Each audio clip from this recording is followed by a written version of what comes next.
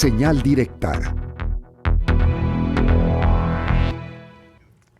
Ya estamos de regreso y le agradezco muchísimo que usted tenga la amabilidad de seguirnos sintonizando en esta noche de jueves en las noticias.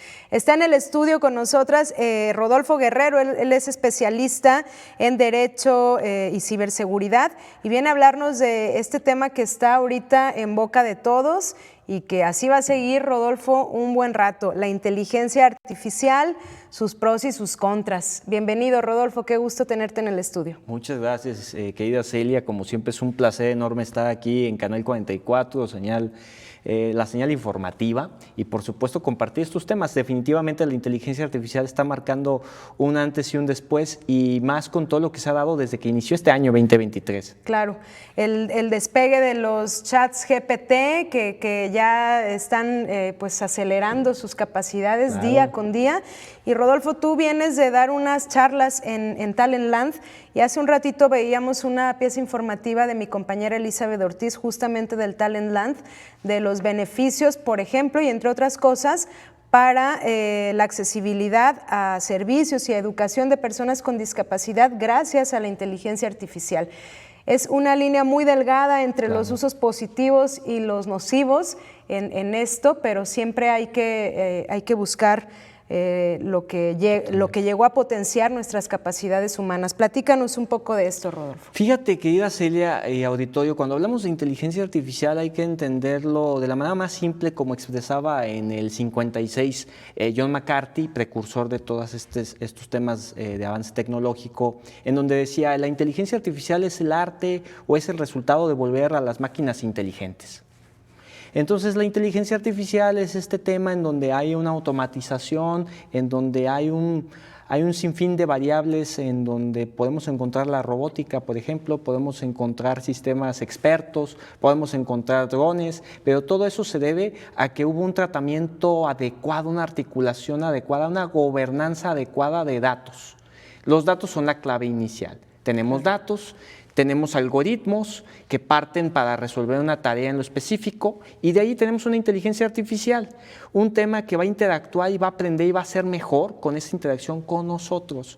Por eso las redes sociales digitales, las aplicaciones, las plataformas y mercados electrónicos hoy por hoy son mejores por la interacción que tenemos nosotros con ellos. Y evidentemente la tecnología en general, no solamente la inteligencia artificial como tal, no es negativa, al contrario, Sensu, es totalmente positiva, claro. Pero debe de ser totalmente conceptualizada, vista de forma objetiva como herramienta, porque cuando nosotros estamos exentos o nosotros nos apartamos de la línea de conocer los detalles finos, ahí las cosas van a empezar a pronunciar de forma equivocada. Tú me acabas de decir un ejemplo muy importante con esta nota de Elizabeth Ortiz, que es las bondades de la inteligencia artificial vista como una herramienta para la inclusión, para la democratización, por ejemplo, de temas técnicos, en temas, por ejemplo, contables, médicos, jurídicos. Bueno, entonces eso es la parte adecuada. La parte negativa, ¿cuál es? En donde indiscutiblemente el ser humano produce cosas a su imagen y semejanza. ¿Qué quiero decir con esto? En la tecnología encontramos sesgos.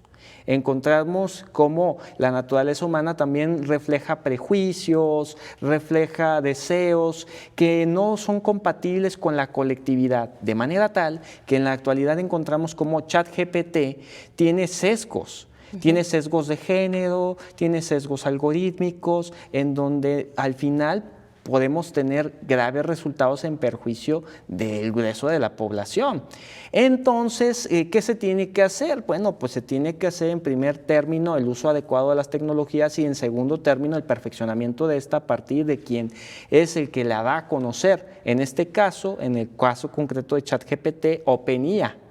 Pero de esa manera entonces entendemos cómo la inteligencia artificial hoy por hoy tiene que ser vista a detalle y con ello también el estricto y apegado deber del derecho. El derecho tiene que estar en acompañamiento continuo con las tecnologías. Si no es así, entonces de repente aparece una declaratoria de más de 1000 personas de la industria tecnológica como Elon Musk, como Steve Wozniak, en donde te dicen, no, paren todo, la inteligencia artificial es peligrosa, ¿no? O está teniendo un crecimiento extraordinario.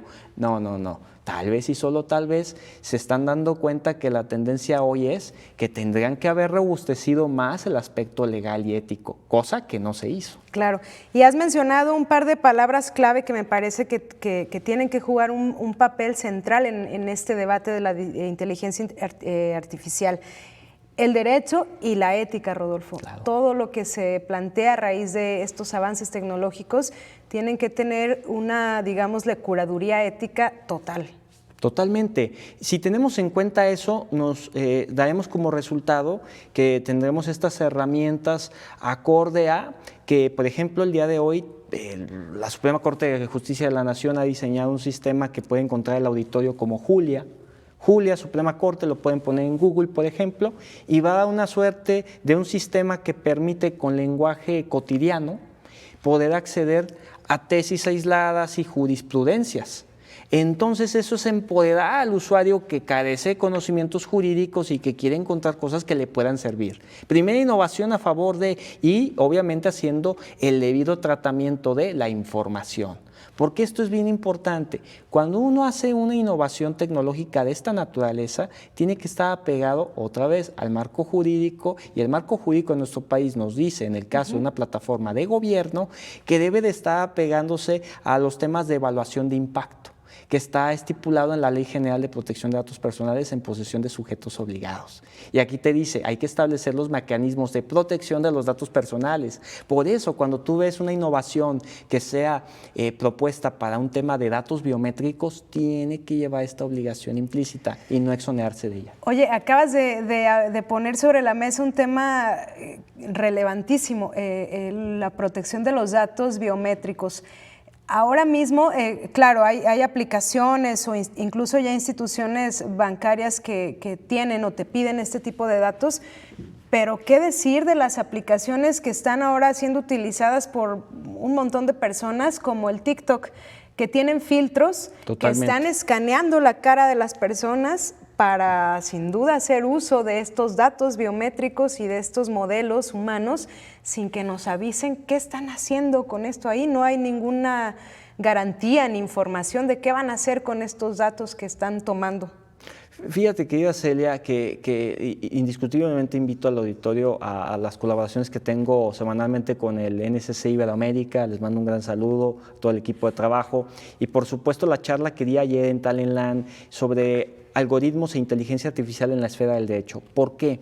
Porque esto último que acabas de decir hace alusión a esta popularización del uso de aplicaciones y sus filtros de belleza. Es que quiero ver cómo me vería, que Rubia, tuviera ojos de color rubio, pelirrojo, cuando pelirroja. Esté viejita, ¿no? Y ya está, sí. Entonces, al día de hoy, las más populares y que utilizan justamente la inteligencia artificial para exponenciar estas variables y precisamente esta adicción por parte del usuario puede encontrarse en Meitu o en Lensa, que son dos aplicaciones que han tenido una gran cantidad de descargas en los últimos meses y que han tenido como resultado que sus innovaciones, que sus aplicaciones sean más robustas. ¿Por qué? Porque estás actuando con ellas. Claro. Pero además, para que tú tengas esa suerte en donde tú pones 15 fotografías en esa aplicación. Cuidado, 15 fotografías, temas de rasgos faciales, bueno, las pones. Entonces, como resultado, te van a poder arrojar temas de cómo te verías como superhéroe, ¿no? Cómo te verías como un personaje de la Guerra de la Galaxia. Ok, muy bien, pero ¿qué va dentro del trasfondo de todo ese ámbito colorido? Pues precisamente que esté en juego los datos y que no te diga que realmente esos datos van a seguir con ellos. Sí, dicen, bueno, la fotografía no, ya no está, pero a ver, los metadatos ahí siguen. Y entonces, se están usando para algo. ¿Quién sabe para qué? Y precisamente los usuarios ya están entrenando gratuitamente a la inteligencia artificial y nadie se quejó de eso. ¿Por qué? Porque el gancho ya estaba hecho. ¿Cómo te verías con esta representación de las películas que ves de los temas de ciencia ficción? Bueno, entonces ese tema, hoy por hoy, tenemos que tenerlo muy presente en la lectura de términos de servicio. Hoy por hoy, todo ciudadano debe de estar obligado a leer los términos de servicio de aplicaciones de esta naturaleza para no usarlas. Entonces, el tema del resultado o del supuesto beneficio es bastante costoso y bastante peligroso a lo que es cuidar tu información. Cuidar tu información debe ser lo más relevante. Eso lo podemos encontrar en esas aplicaciones. Eso lo podemos encontrar en plataformas digitales, incluso que son muy populares en la actualidad, como la de OnlyFans.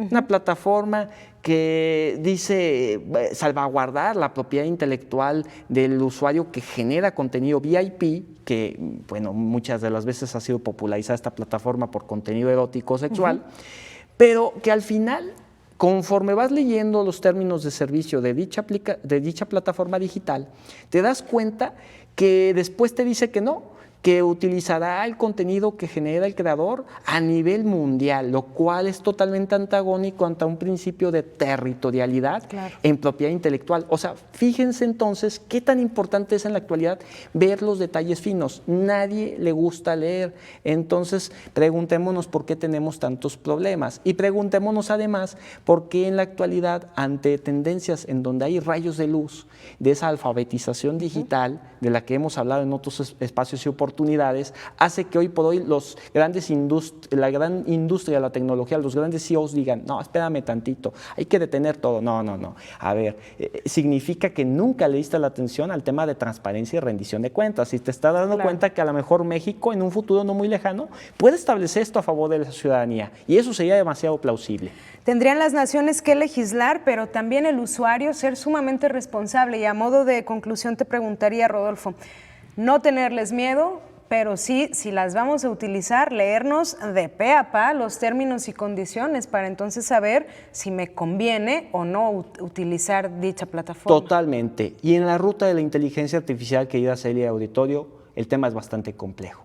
Justamente partimos de ese relato del 42 de Isaac Asimov, en donde hacía referencia a las leyes de la robótica. Hoy ha existido una controversia enorme con el tema de vehículos autónomos, en donde alguien se deslinda de la responsabilidad, dice, pues el carro se maneja solo, pero ¿qué pasa? Pasa que ya sucedió un caso en donde el conductor se deslindó, estaba viendo una película en su carro, modelo Tesla, y choca, porque el automóvil tomó la determinación de no arrollar a las personas porque el conductor se eximió de su responsabilidad de estar pendiente. Entonces el auto tomó la determinación de chocar y con ello matar al conductor de manera inmediata. ¿Y qué pasa ahí? Bueno, que probablemente el día de hoy podamos decir que la empresa sea exonerada de responsabilidad porque no hay un veredicto final en ese caso que estoy comentando, Joshua versus Tesla. Y al final, ¿qué te dice eso? La gran reflexión es que por más autónomo que sea el sistema, jamás deberá una persona de carne y hueso eximirse de la responsabilidad. O sea, es decir, es que ya el sistema ya es suficientemente inteligente. A ver, pero tú tienes por qué deslindarte de la responsabilidad que te corresponde. Y eso lo vemos en un tema concreto de esta naturaleza y lo vamos a ver conforme pase el tiempo con la justicia, por ejemplo, con esa aprobación del Código Nacional de Procedimientos Civiles y Familiares que marca un parteaguas en temas de justicia digital. Bueno, pero que no se exima de responsabilidad el juez de hacer su responsabilidad, porque por más inteligente que sea un sistema, siempre tendrá que estar una persona. Si la persona tiene conocimiento de cómo funciona la tecnología, el tema no es que la inteligencia artificial va a dominar al ser humano, el ser humano va a dominar a la inteligencia artificial. Pues sin duda, Rodolfo, muchísimo queda por debatir y muchísimo queda por ver respecto a los avances de la inteligencia artificial, así que lo mejor que podemos hacer como usuarios pues es estar bien informados de los riesgos y las oportunidades y entonces tomar las mejores decisiones en consecuencia. Te agradezco muchísimo, Rodolfo, y nos quedamos pues al pendiente para lo que surja respecto a la AI, la inteligencia artificial. Gracias, Rodolfo. A todo el auditorio, un gran abrazo a la distancia. Estaremos pendientes. Muchísimas gracias a nuestro especialista en ciberseguridad.